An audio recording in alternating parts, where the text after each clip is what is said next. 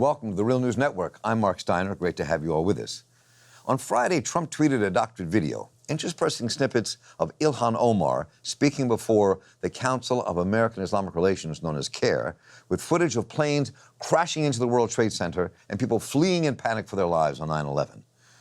These doctored quotes by Trump and the subsequent attacks by conservative media like the New York Post and Fox News led to numerous death threats against Congresswoman Ilhan Omar. This has heightened fears in the Arab American and Muslim American communities and raised the threshold of the political debate in the United States. We're joined now by James Zogby, who is founder and president of the Arab American Institute. And James Zogby, welcome. Good to have you with us.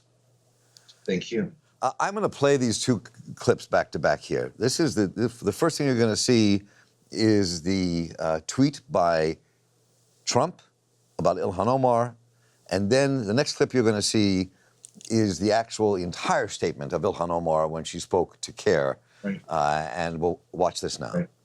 CARE was founded after 9/11 because they recognized that some people did something.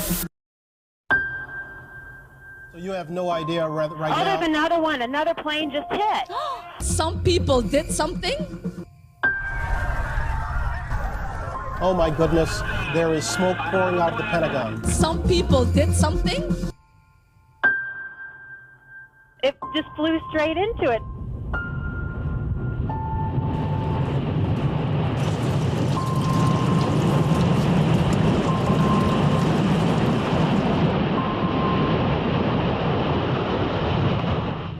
Far too long, we have lived with the discomfort of being a second-class citizen.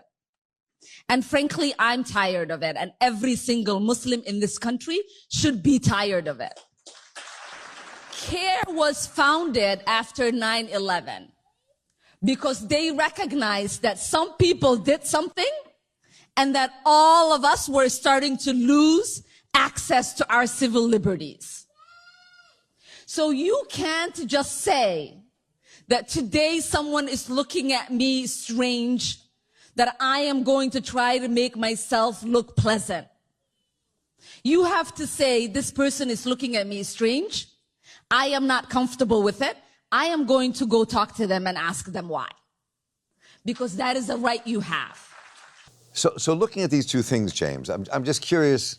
I mean, so let's take it from here. I mean, her statement reminded me of something that when Arabs or Jews or black folks get together and they talk about something that's happening to them in their community, it's a kind of a typical way you phrase things. And now they're coming after us. And Look, you know, so taking it out of context like this really was a crime in itself. And you have to understand the broader context. 9/11 was an incredibly painful time for us because our fellow citizens were killed, but at the same time, we had to start looking over our shoulder because of death threats. I got some, and many of my colleagues got them, and we cataloged them in a report for the U.S. Civil Rights Commission. The first month, there were hundreds of actual death threats and 9 people murdered because they were Arab or Muslim or perceived to be Arab.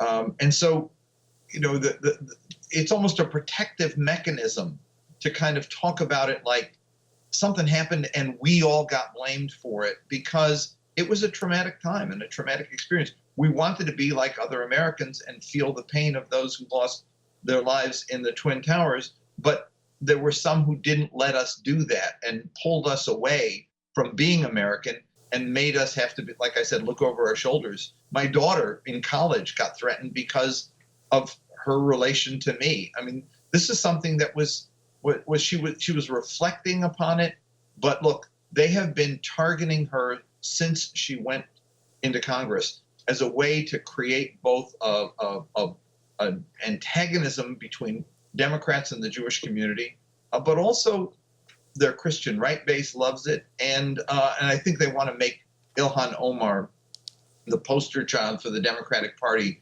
going into 2020. It's a vicious campaign of incitement against her.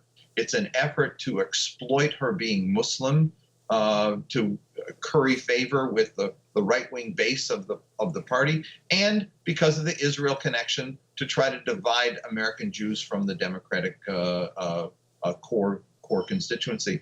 And it's vicious. It's taking a toll on her personally, but also on the broader community. And I think it needs to be condemned. And I'm pleased that at least some of the presidential candidates have done it, but the party leadership is a little slow to move. There's nothing new about that. But I mean, when you look at this, if you see how Trump had his tweet edited, right, to show this kind of fearsome piece that he did to kind of incite hatred against Ilhan Omar, really directly, and against Muslims in general. And you also look at these New York Post headlines and what they put in front of the New York Post and other newspapers and on Fox News. So I mean, this becomes a real threat to Ilhan Omar herself. It's a threat to Omar and a threat to the broader communities. Look, this was a calculated exploitation.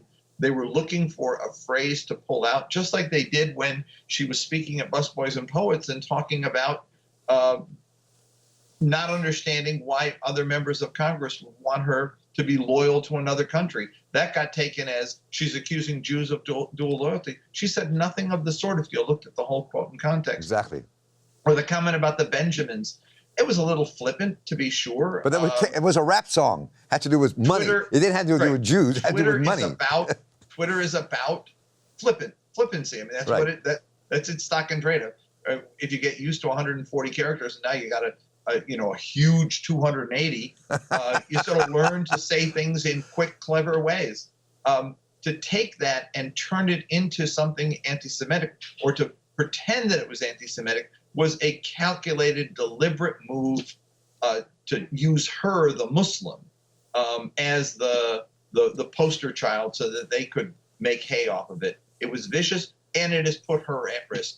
And they are responsible, God forbid, should anything happen to this woman. Well, there are two things I want to cover here, very quickly in our time together. And one is what you just said. I mean, I think we really need to take seriously the dangers to Ilhan Omar and to Congresswoman Tlaib as well, and the Muslim community in America as a whole. I mean, and I do want to spend a minute just talking about how serious this threat is and what the dangers are to her and the dangers are to our Muslim brothers and sisters in this country and Arab brothers and sisters in this country. Yeah, I mean, look, I'm Arab American. I've had death threats literally since 1970 was the first one. Starting a trial today of a guy who's been threatening my life and the life of people here in my office for years. 3 people have gone to jail since 9/11 for threatening my life. It's something we live with in this work we do. It's painful, but it's something that we've learned to.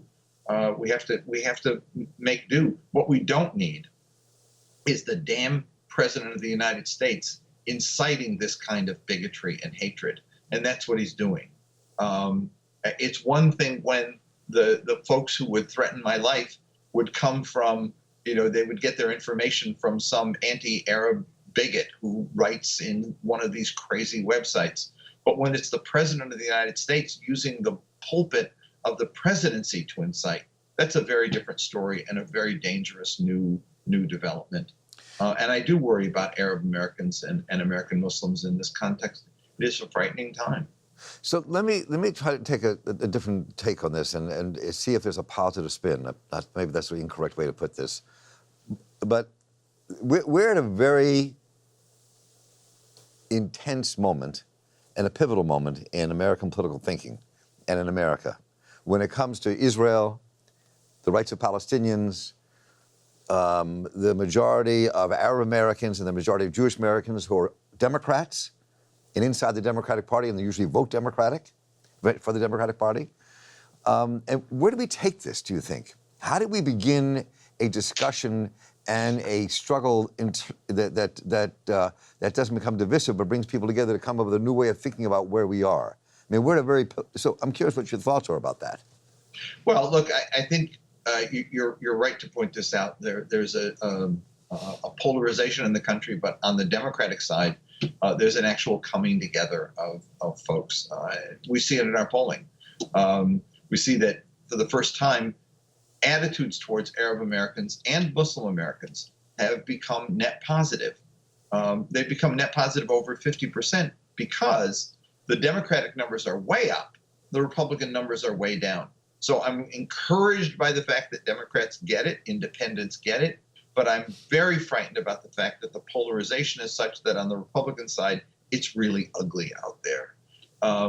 And we need a way to bridge that. But frankly, I don't know how we get there anytime soon. So I expect some tough days ahead. But on questions related to Israel, look, I mean, Netanyahu won. You know what that's done? It's created a crisis for people, liberal Jews on the Democratic side, who don't quite know how to reconcile this image they had of Israel, this romanticized vision of Israel, and the reality that has now been actually reinforced by Netanyahu winning a fifth term. So I expect a robust debate in the Democratic Party. I think we will be able to move further along as we go forward to 2020. But I think on the Republican side, it's going to get uglier. And I would expect it to also be an issue that gets exploited and will have the danger of encouraging violence. I mean, it makes me think back in '76 when Yitzhak Rabin, not to go and divert too much here, made that speech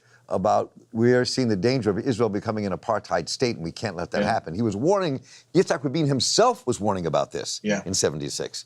And so now we're in a place where these contradictions are coming home to roost, so to speak, and it may be an opportunity to do something different, at the same time also defending Ilhan Omar and people in the Arab community. It all does come together because at the base of this is not classic Islamophobia in the sense that there are people certainly there are people on the Christian right who have this thing about Muslims in general and about Islam as a religion. It's a faith-based thing. But for most people who are purveyors of this anti-Muslim hatred, it has to do with the Middle East. It has to do with the Arab-Israeli conflict. It has to do with exploiting that issue as a way of affirming their position on Israel. And so, yeah, I think that these do come together, and we should have a fascinating conversation moving forward, at least on the Democratic side. And I think that, where Bernie was alone in 2016, I don't expect him to be alone this year. And James Zogby, I deeply appreciate you taking the time with us here on The Real News today. Thank you so much for the time. Thank you. And I'm Mark Steiner here for The Real News Network. Thank you all for joining us. Take care.